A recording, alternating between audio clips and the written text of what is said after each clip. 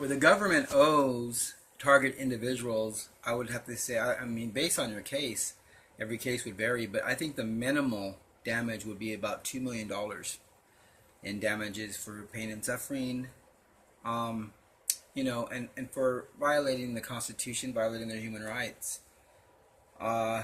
Thing is that when we sue them, guess who pays? The taxpayers. Taxpayers are funding these programs not knowing their money's going toward these vicious programs. Taxpayers wouldn't. I wouldn't hand the government $100 if I knew they were going to use it to violate the laws, to violate human rights. I would not hand them any money. Then you don't, and if all of us don't, they can't. The feds can't come and arrest everybody at the same time.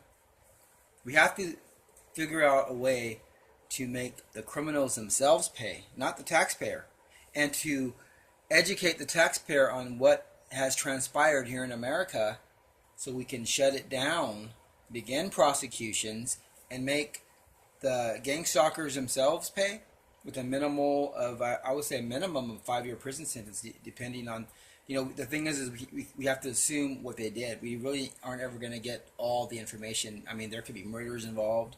Someone gets 5 years for murder that we can't prove, we can't find. So the laws have to be really steep. Like we would have to probably start off like maybe a 10-year minimal, because because when you do things in the dark like that, where we're not able to find out exactly what you did, so it's we have to assume it's worse than what we're being shown. So we would have to take one of the worst cases of maybe a murdered victim and then apply that all the way across the board on every stalker. Then the generals in charge of the programs need to get at least 25 years to life in prison for when you have power, you have more responsibility than the average citizen. You're being put in a place of trust.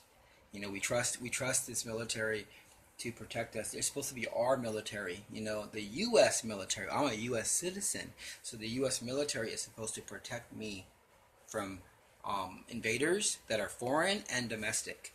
And when they fail to do that, then they don't deserve that position of authority. And then also, furthermore, when they're the ones that are violating the Constitution and doing criminal acts, well, they have to get we got to make special crimes for this.